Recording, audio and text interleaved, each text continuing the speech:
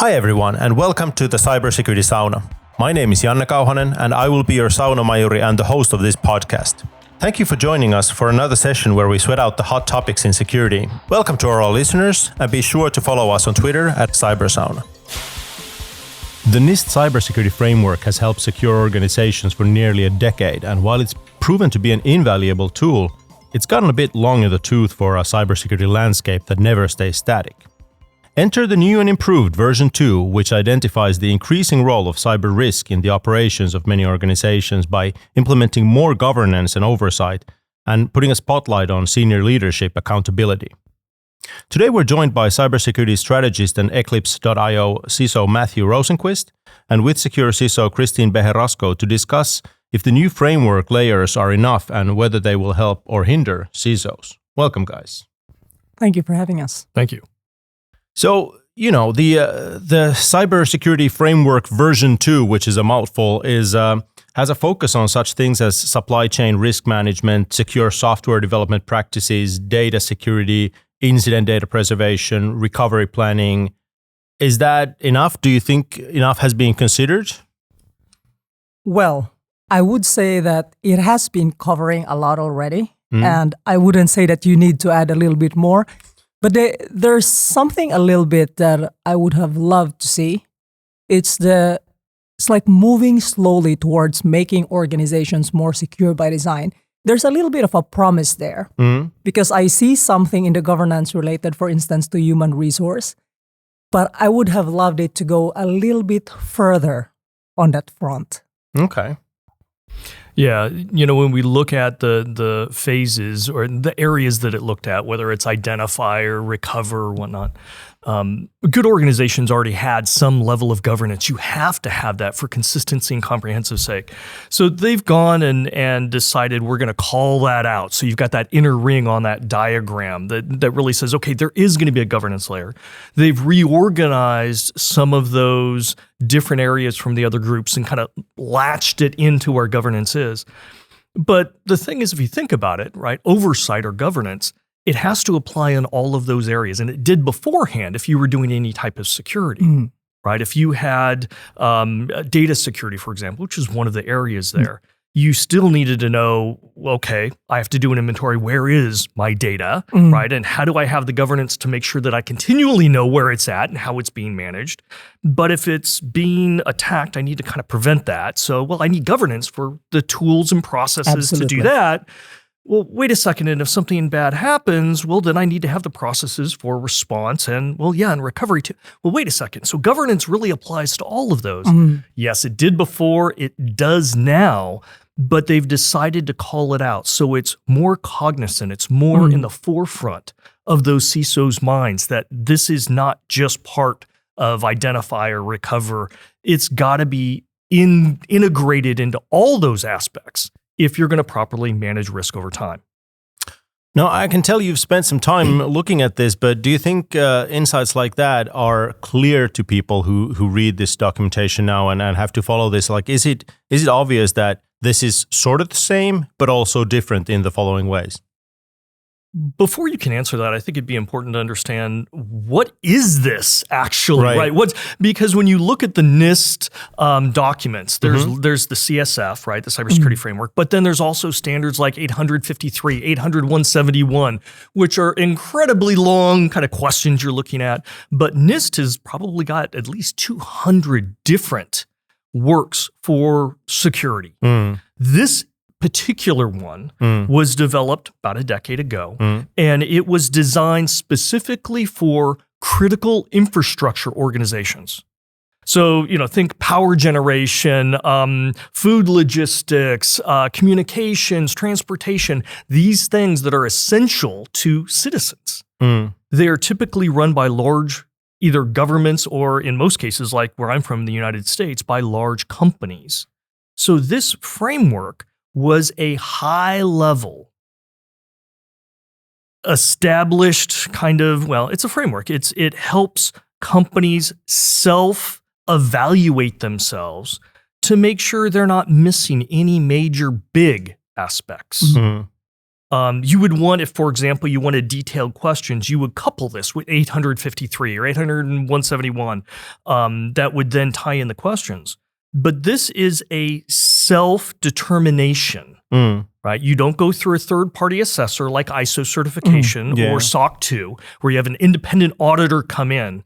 This is for the security organizations to help them kind of develop a strategy. And strategy is overarching. So this gives areas, but not necessarily specifics. Right, okay. Yeah. So, yeah.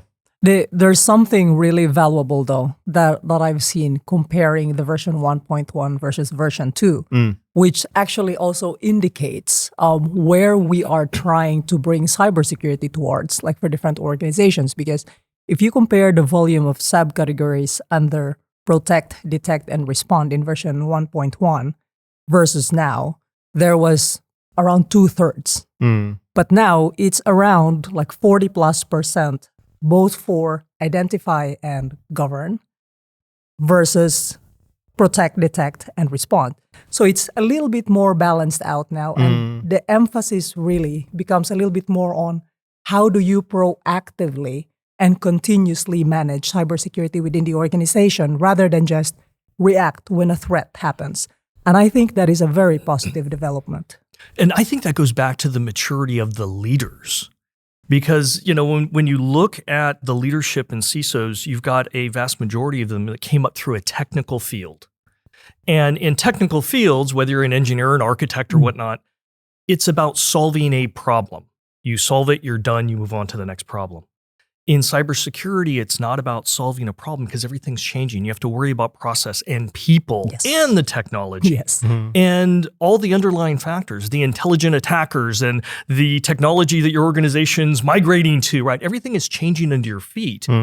You have to understand it as a continual process. And so having a maturity model like the NIST CSF gives those technology-oriented managers that viewpoint that, yeah, this isn't a one and done. It isn't a light switch I turn on, it works. Hey, we're all done, we all go home.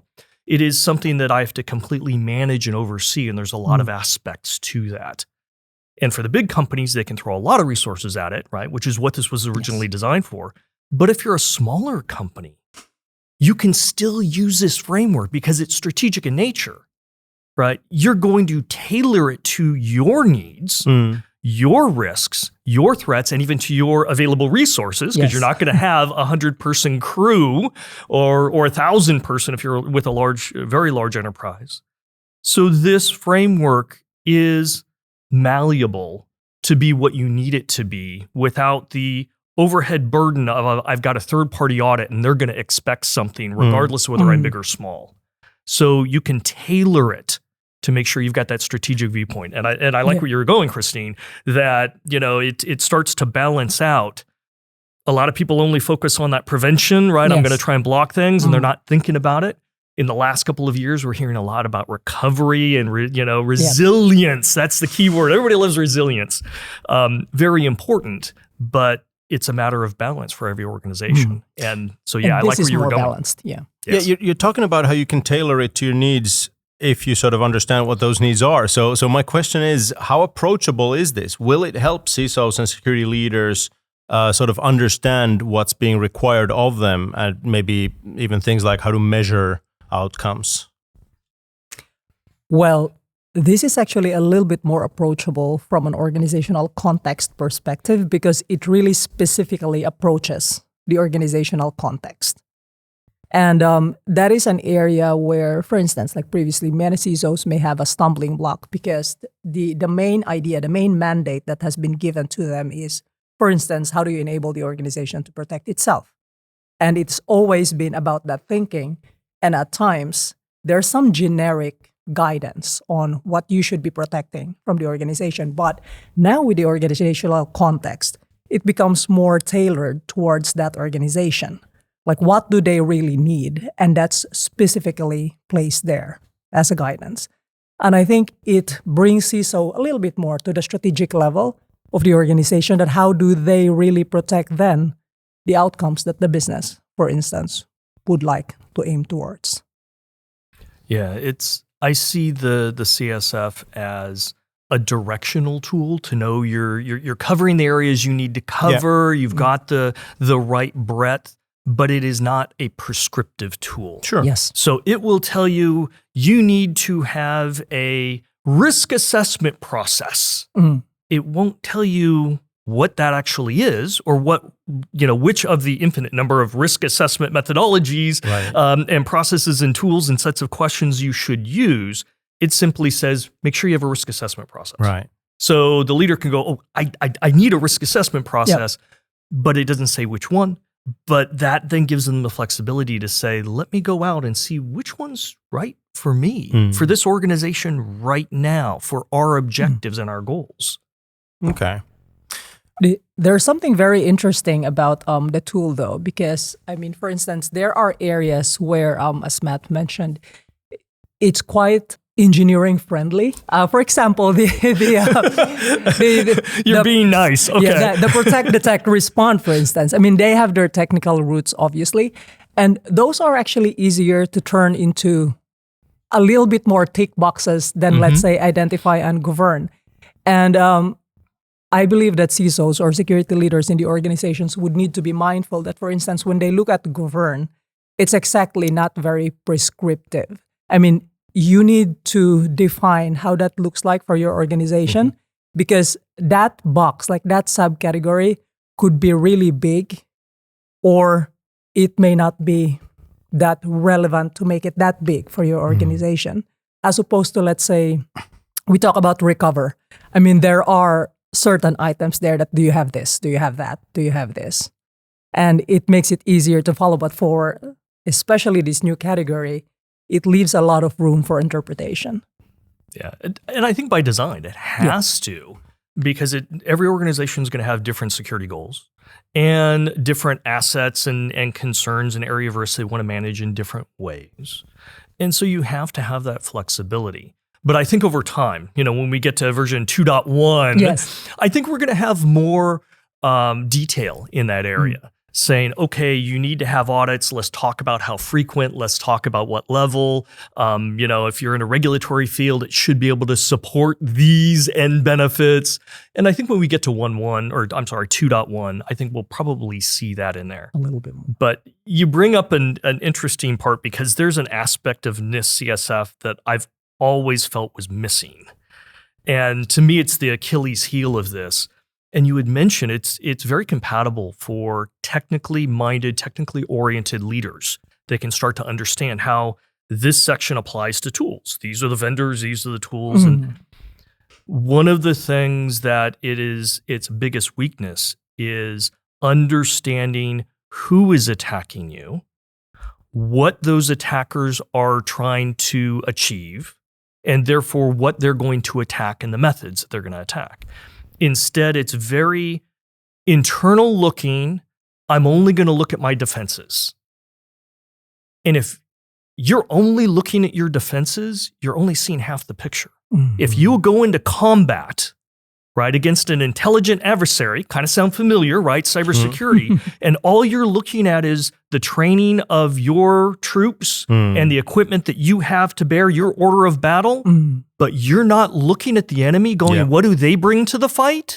What are their objectives? How are they going to maneuver? What are their strengths and weaknesses? You're not going to do very well. No. And that's where we see a lot in the industry right now. Organizations who can spend a tremendous amount of time and energy and resources still fail in even basic things because they're not looking at who their adversaries are, what they're after, and what methods are likely going to use. This model has always been weak in that space, and I was hoping when they were moving from version 1.1 to 2.0, they would incorporate a lot more of that because that's an Achilles heel right now. They did sprinkle a bit of a little bit, but not where they needed to go. Cyber threat it wasn't a sprinkle we needed. It wasn't a dash of, understand your enemy, right? Sun Tzu talked about this so long ago. It's, we need a huge heaping helping of this to really, assist leaderships moving forward. Yeah. So I think that's fair. And sort of let's stay on this a little bit. You've both sort of pointed out out little things that you felt that this model should have incorporated. Any other sort of glaring omissions that we need to talk about that the current draft is missing that you would have hoped that was incorporated in it? I think you, Christine, mentioned already the human resources stuff. Yeah, I mentioned a little bit about secure by design because, personally, especially the more the organization grows, becomes bigger, acquires new technologies, does not let go of legacy processes and technologies on top of old processes and technologies, it would be really great if the organization spreads out the responsibility across the different areas when it comes to cybersecurity and give some guidance to the different departments how that could be. So for instance, I saw in the governance something related to human resources. Why not add finance to that? Why not add sales, legal, or something that it doesn't have to be heavily prescriptive, but something related to how does the organization build secure by design processes and spread it around? Because like from my perspective, that's one of the ways that it can really become sustainable and that the cybersecurity function does not merely become or continue to become an overlay across the different areas of the organization. So that's at least personally the hope that I would have for the potential future versions of this.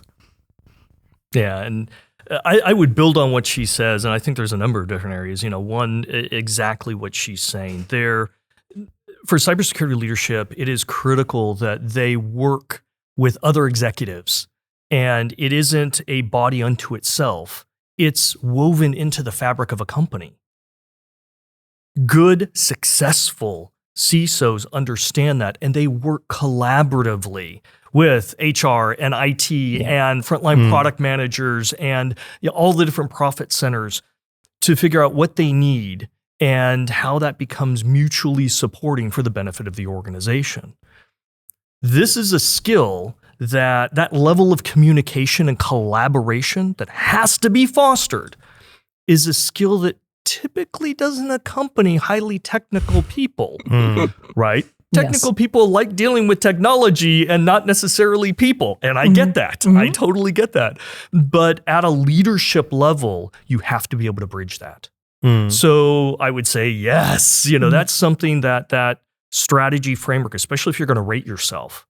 When I go into organizations and companies and I'm doing an evaluation, I want to know that is one of the critical factors. If the CISO, as brilliant as they are, never come out of their office and only deal with their staff and rarely deal with the other C-level executives, right? And don't talk to the board very often, I know there's a limit on what they can do. Yeah. Right. But we're also talking, like, this is a framework that's there to make sure that people think about all the right things and are sort of making progress in all the right areas. So this is also there to sort of help the people who don't have that experience and don't have those skills to maybe have those conversations or maybe just haven't thought about that as much.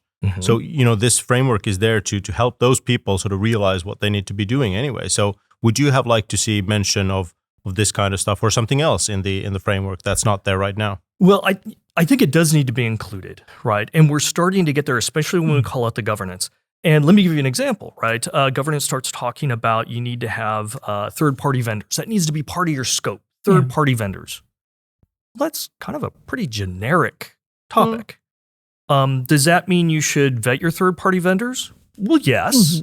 Does that mean you should have a close relationship to understand their security processes as well, especially if you're giving them some of your sensitive data? Well, yes. Does that mean you should also modify your contracts with them? Probably. Does that mean that you should have a relationship and maybe even contractual agreements that if they do lose something or expose your data, that they notify you in a certain period of time? Well, definitely that too. In some cases, depending on how critical, maybe you also want something that you will, in the event that there is some kind of commingling of issues, that you jointly are working to respond and recover instead of doing it independently, which normally is the case, right? Yeah, that would be a good idea too. But all those things aren't specified now. It just says third-party vendor, you should manage that risk. Well, okay. But if you're only a technical person, right? Or maybe you came up from the legal, profession and you're managing security, you may go, oh, well, we'll just make sure they're SOC 2 certified. And I am perfect. Yeah. According to the CSF, I've done everything I need to do. No, you're limited by your own bias and your own, scope of what you think you need to do. You may rate yourself the highest rating, whereas somebody who is well-versed in this, many scars from previous incidents will go, yeah, you're pretty low on the scale. Yeah, but you were saying like this is not meant to be a self-assessment questionnaire. It's not meant to be like a checkbox exercise. So you can't really approach it like that, I'm doing this and I'm doing that and I'm doing that, so I'm all good. This is just like, think about these things and maybe talk to somebody about them as well.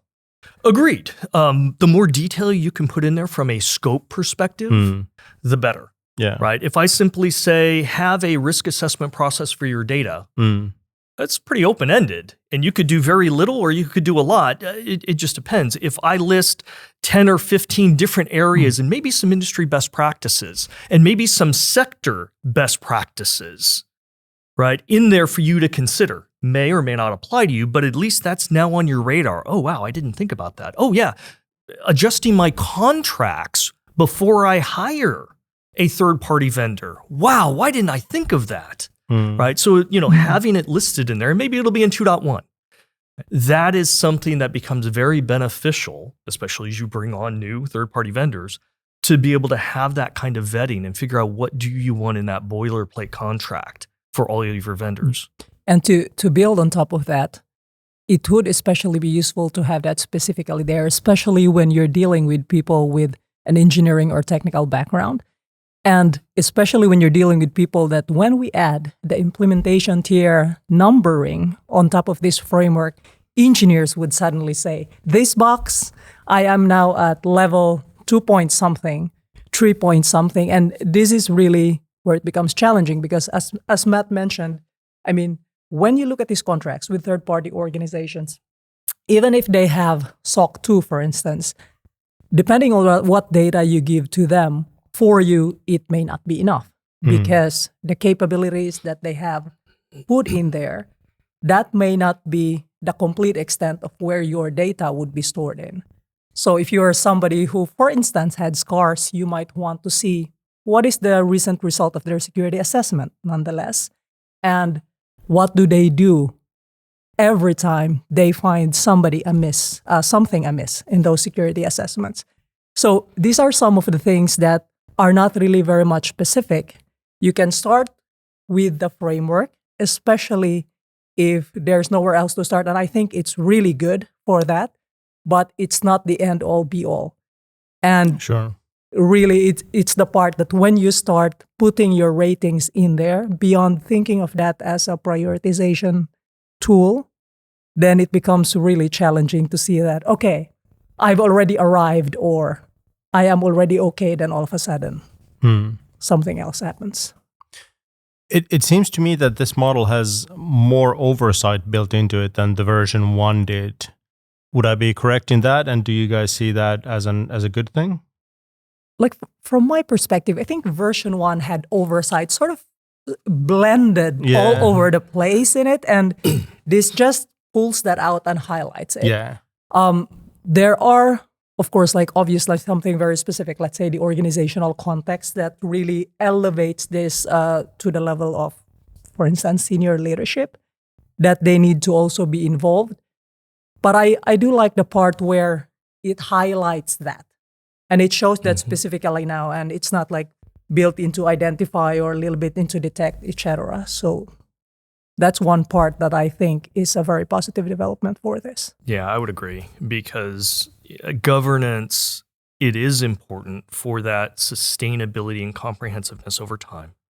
And yet it's often the last thing when you're fighting a fire that you're thinking about. Oh, yeah. You're thinking about putting out the fires, which never end, right? They're constantly coming at you, but you're in firefighter mode. You're just trying to put out the fires, and you're not consciously thinking, how do I establish a sustaining oversight capability, a governance capability over time? And so this does call that out, as Christine said. And I think that brings that maturity level up from a CISO or a security director to get them to see that bigger long-term picture. And it was embedded before in all those different areas, in theory, but it was also probably the last thing that they would work on. Right.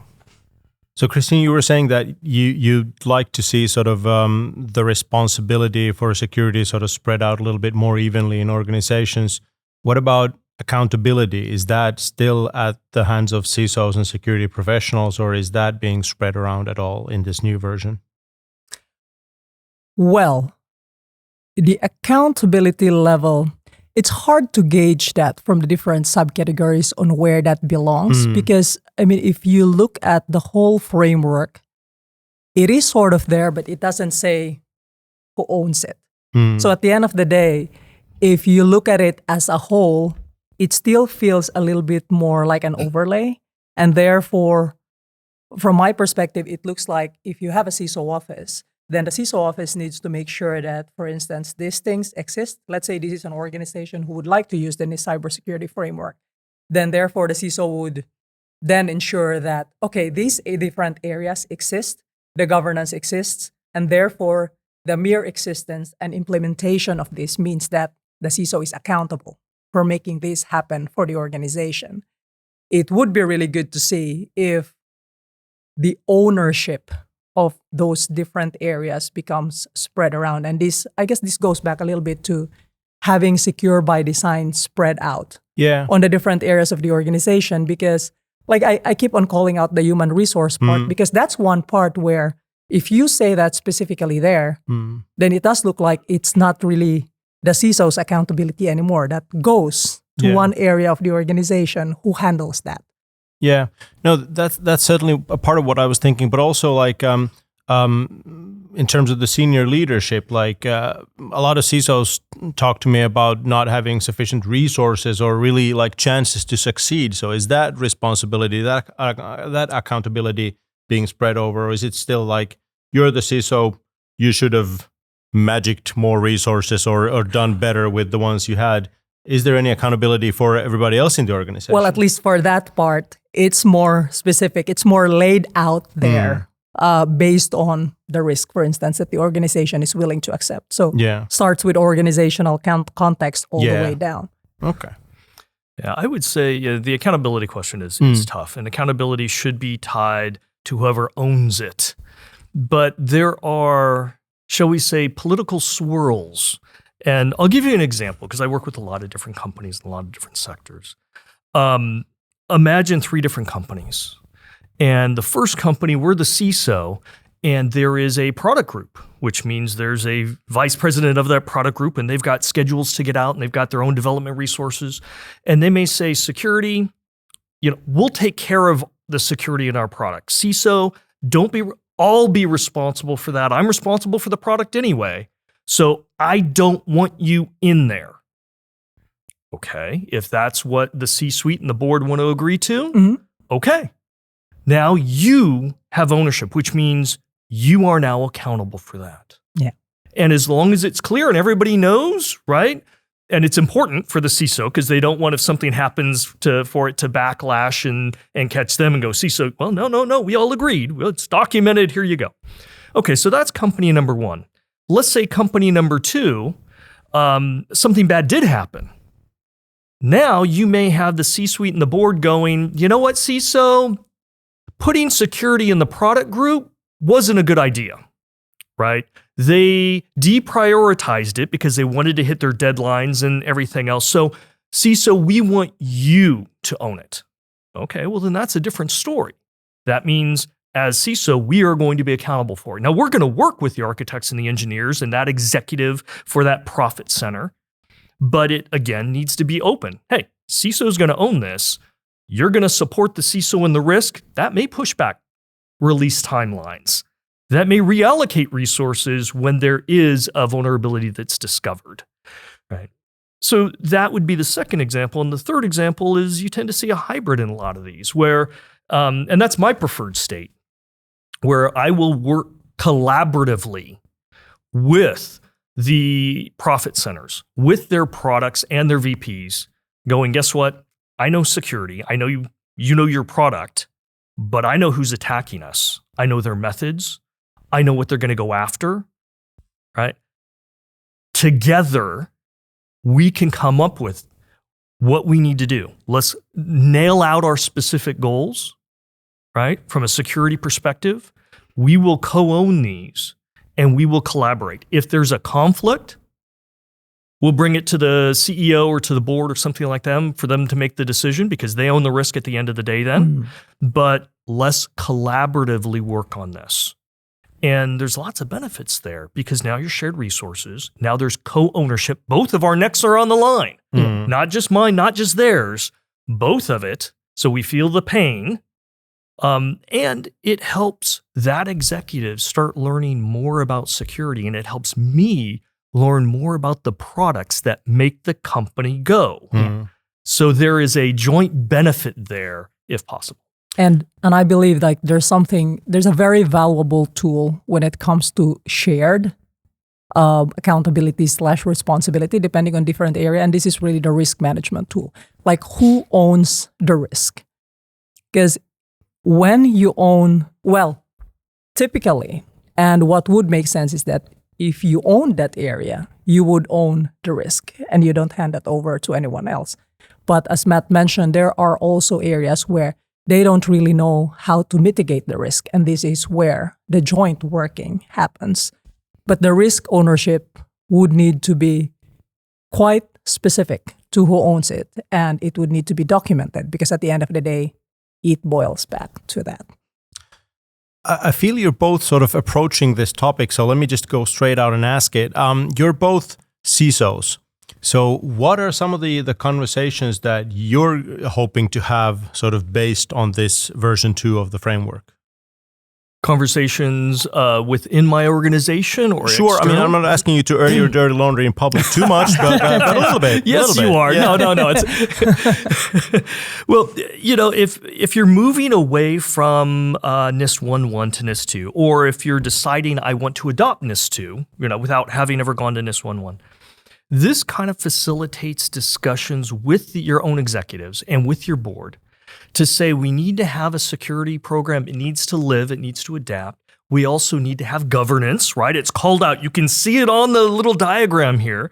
There's going to be investments in these different areas and different phases, right? We're going to start with identify, and we're going to have tools for that and all these things. And it allows you to have a more structured discussion. And when you sit down and talk with your vendors, whether it's a new vendor that you're going to evaluate, because now you do evaluate before you sign a contract. Prior to that, it's IT would come to you or HR and, hey, we signed this vendor up. Can you tell us if they're secure? We signed a 2-year agreement with them. Okay, well, that's a little late. Yeah. A little late. Let me see. And now I've got to deal with the residual risk and how do I manage that, right? So in talking with those vendors, you can say, hey, we follow this model. And you see the governance, you see how it's called out for third-party vendor. That's you. I'm security. This is what we're going to do. And there becomes a lot less friction. Like, oh, you're just picking on me? Why are you picking on me? Yeah. I'm not picking on you. I'm equally, grueling to all my third-party vendors. I follow this model. It's a recognized model. It's highly respected in the industry. Yeah. This is how we're going to have the conversation. Sure. I completely agree with that. I mean, having an external framework that nobody will dispute is that it's less friction when discussing with vendors. Okay. And executives too. It gives you air cover when you go into the board. I do have to add though, the challenge sometimes with executives is that they would try to benchmark you versus others using this. And I would really say this is not the tool for benchmarking. Let's talk about that because there are some pitfalls there when you try and misuse it that way. Yes. What have you seen? Oh boy. So, benchmarking, of course, you go to the implementation tier and it becomes about asking, typically boards love to ask this, how do we fare versus other organizations in the same category and where we are versus others in this industry. Yeah. And that is really sort of like it's a pit that you don't want to dive into. Sure. Because at the end of the day, what's in that pit, Christine? What's in that pit? fangs and dragons that you don't want to fall in. Because at the end of the day, that may be the only number that the board remembers when you leave the boardroom. And then that becomes sort of like the measure the next time you come in, like where do we fare versus XYZ. And of course, there are outside organizations, external organizations that you can purchase these benchmarks where you are versus them, which then makes it a little bit harder because these are areas that essentially you can compare your organization versus the others.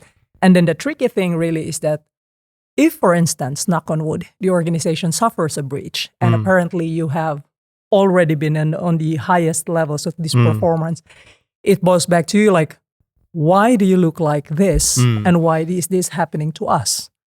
Because at the end of the day, it's more nuanced than all the numbers here. It's a framework, it's a guideline, a place to start, and a mirror to look into.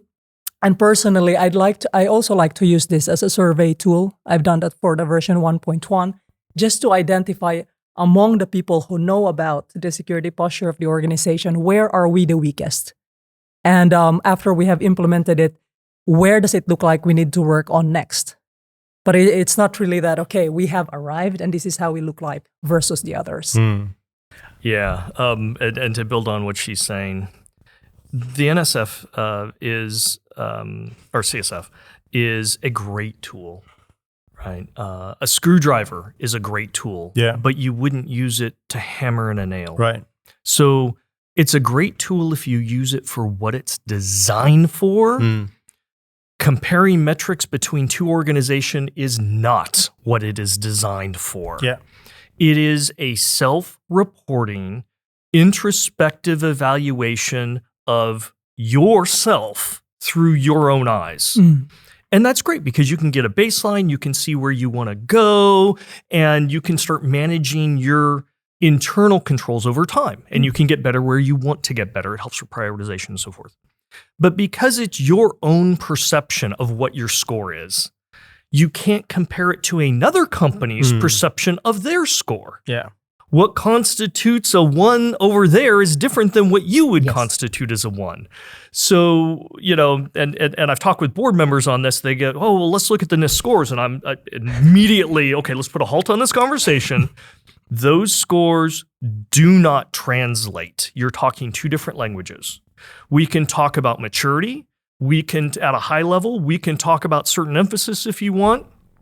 But there is, in this tool is not specific. If you want to be able to compare one organization to another, then you're looking more at an ISO, 1027, whatever. You're looking at a different externally auditable framework for specific controls, not the CSF.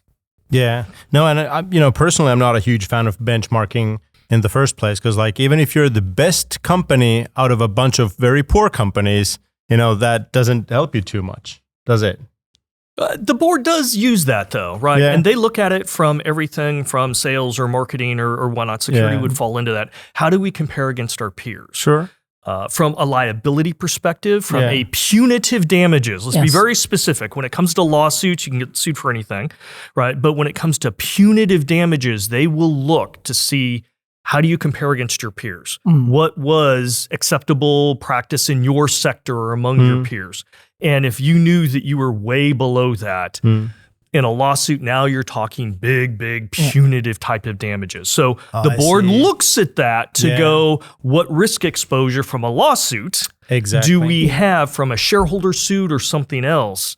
So we do kind of want to know where we are in general in comparison to, prevent punitive type of damages in litigation. And I guess the punitive damages goes back to part of the role of the board when it comes to oversight, because they do have the duty of care, but like a board meeting would last typically for a whole day. For some organizations, maybe even 2, depending on the size of the organization. And the CISO maybe gets, I don't know, like 15, 20 minutes? 20 minutes. 20 minutes. Yeah. And then if there is one thing that the board would remember, it would be how you compare versus others. Exactly. Yes. And because they typically sit on other boards as well, they would be like, okay, this is not too bad. because I have seen worse.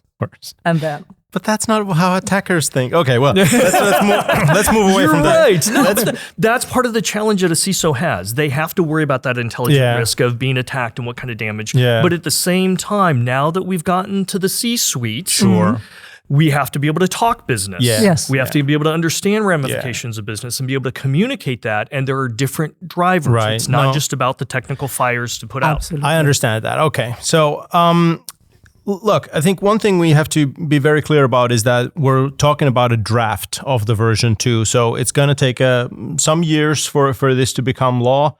So what are some of the things that CISOs out there can start doing right now sort of to ensure a smooth transition for version 2? I mean, I would start with using this as a survey tool, especially if they haven't touched version 1.1. Spread it around, honestly use it as a mirror, using different people in the organizations, like the head of your IT, head of your security, your compliance people. Where do they see your organization is at when it comes to these different areas? Because that is a place to start for me, because you look at it with honesty. And of course, you need to answer it like a little bit with honesty, especially when looking at where we are on the implementation level.